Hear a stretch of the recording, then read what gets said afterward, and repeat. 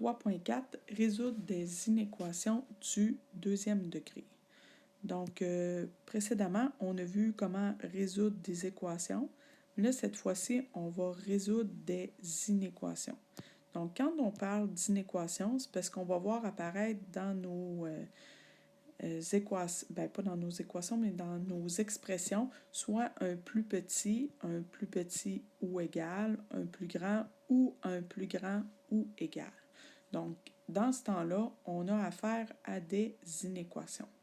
La grande différence entre les deux, c'est que lorsque j'ai des équations, ce que j'ai comme solution, comme réponse, c'est une seule valeur. Tandis que lorsque je résous des inéquations, ce que je vais retrouver comme réponse, ça va être des intervalles. Donc, à travers mes exemples, je vais te le montrer comment ça fonctionne. Donc, la première chose, la première résolution qu'on peut rencontrer, parce qu'on en a deux comme lorsqu'on fait des équations, c'est que si je te donne la valeur du x, tu peux me chercher la valeur du y. Donc, comme on a déjà fait avec l'équation. Et là, qu'est-ce qu'on doit faire dans ce temps-là? Bien, c'est remplacer la variable x par la valeur qu'on me donne, faire le calcul en tenant compte de peine masse, bien important, et la solution est un intervalle. OK? Je vais le souligner encore une fois, là, je l'ai dit que c'était la grande différence entre une équation et une inéquation, mais au départ, ça se peut que ce soit un petit peu flou là, dans ta tête. Donc, l'exemple 1, si x1, si x, voyons, qu'est-ce que je raconte, si x est égal à 1, alors f de x vaut combien? Donc, je dois en premier remplacer, comme on me demandait, remplacer la variable x par la valeur que l'on me donne. Donc, f de x, je peux marquer f de 1, là, est plus petit, ou on pourrait laisser f de x, 12 fois 1 au carré moins 7 fois 1. Et là, je m'en viens utiliser mon peine masse pour pouvoir faire mes calculs. Je suis en calcul, donc je m'en viens dans ce sens-là. OK? J'ai des parenthèses, mais à l'intérieur, j'ai pas rien. J'ai aucune opération à faire, donc les parenthèses servent juste à m'indiquer que c'est cette valeur-là qui est au carré pour le premier. Puis ici, c'est plus pour dire, ben, mon x, je l'ai remplacé par 1, mais finalement, la parenthèse ne sert pas à grand-chose. Donc, je passe tout de suite à l'exposant.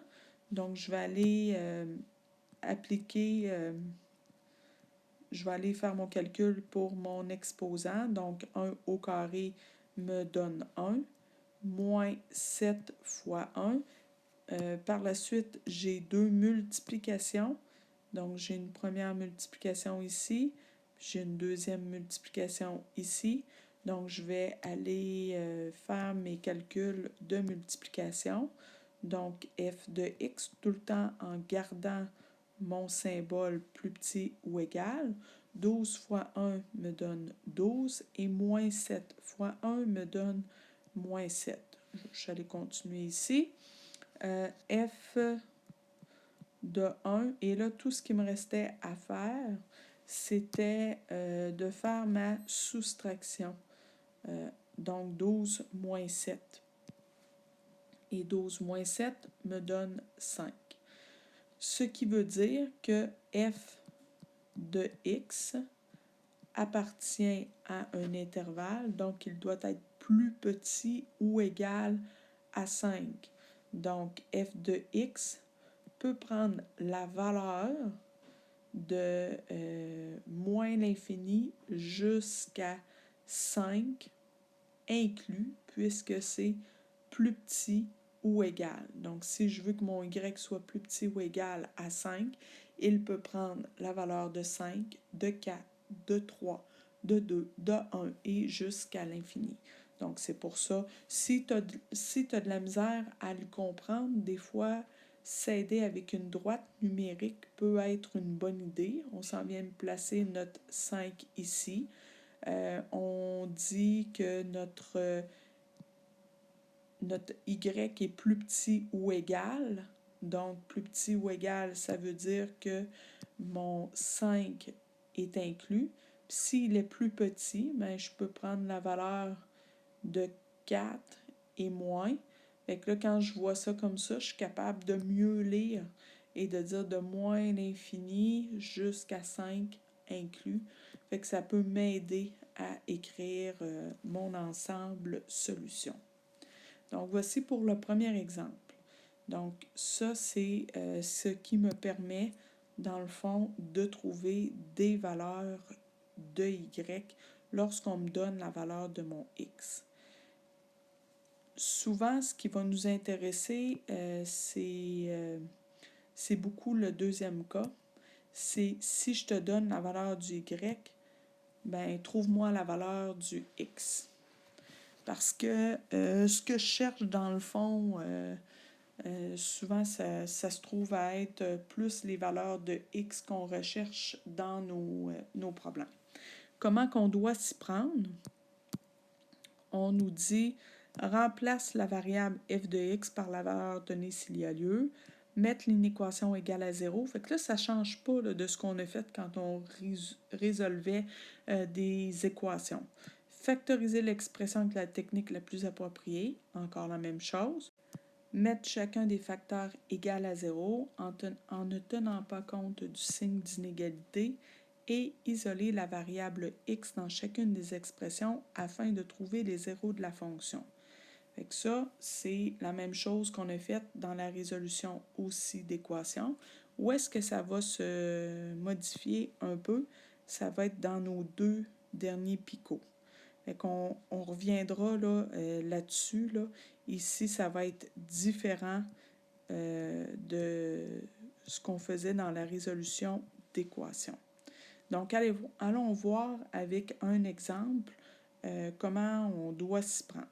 OK? Donc, en premier, on me disait remplace le y s'il y a lieu. Donc, ici, on me dit, ben mon y vaut 0, puis on me demande de trouver la valeur de mon x. Donc, je remplace mon y par 0. Ensuite, on me dit de mettre mon équation égale à 0. Ben, égale à 0, là, je garde mon symbole d'inégalité, là, mais ce que je veux dire, c'est place toute ton expression du même côté, d'un côté de ton inégalité. Donc, dans mon cas, c'est déjà fait. J'ai mon 0 ici, puis j'ai tout le reste de mon expression à droite. Fait que c'est parfait. Par la suite, ce qu'on me dit, c'est choisis la méthode la plus appropriée pour être capable de factoriser. Cette expression-là, on le fait là, dans notre résolution d'équation.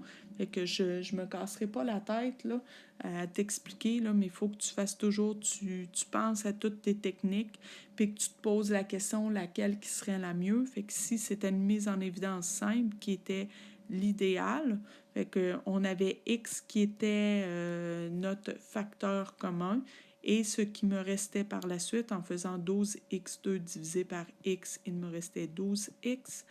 Et lorsque je faisais moins 7x, 7x divisé par x, il me restait moins 7. Par la suite, on me disait, prends chacun de tes facteurs. Donc, voici mon premier facteur. Voici mon deuxième facteur. Je te rappelle que des facteurs, c'est séparé par des multiplications. Bon, prends chacun de tes facteurs, mets-le égal à 0 et isole ton x dans chacun des facteurs pour trouver la valeur qu'il peut prendre. Donc, dans mon premier, x est égal à 0, j'ai rien à faire parce qu'il est déjà isolé. Dans mon deuxième, j'ai un petit peu plus de travail. Je dois faire un plus 7. Donc, ça me donne 12. X est égal à 7. Je divise par 12. Je divise par 12. Et mon x est égal à 7/12. Bon, j'ai trouvé les deux zéros de la fonction. Quand j'ai un égal, j'ai terminé parce que c'est ça que je veux. Je veux les zéros de ma fonction. Mais lorsque j'ai une inégalité, ce n'est pas les zéros de la fonction, mais c'est un intervalle que je cherche. Donc, c'est pas exactement pareil. Et là, le croquis est vraiment important. Puis c'est là qu'on est rendu à faire les deux étapes là, qui sont différentes, c'est-à-dire ici, mettre sur une droite numérique les deux solutions. Donc, les deux zéros qu'on vient de trouver, on va aller les placer sur une droite numérique. Donc, je m'en viens placer ma droite numérique. Je m'en viens écrire 0, je les mets dans l'ordre d'une droite numérique et 12e. Le signe de l'inéquation déterminera si les points sur la droite sont inclus. Donc, ils sont inclus, les points, si j'ai plus petit ou égal, ou plus grand ou égal, ou plus petit ou égal, et ils sont exclus si j'ai plus petit ou plus grand. Alors moi, dans mon cas, j'ai plus petit ou égal, fait que je me retrouve avec des points qui sont inclus. Donc, j'ai des points inclus. Fait que je me mets un point ici plein, un point plein ici parce qu'ils sont inclus. Puis là, on me dit par la suite, faire un croquis de la parabole avec les zéros de la fonction.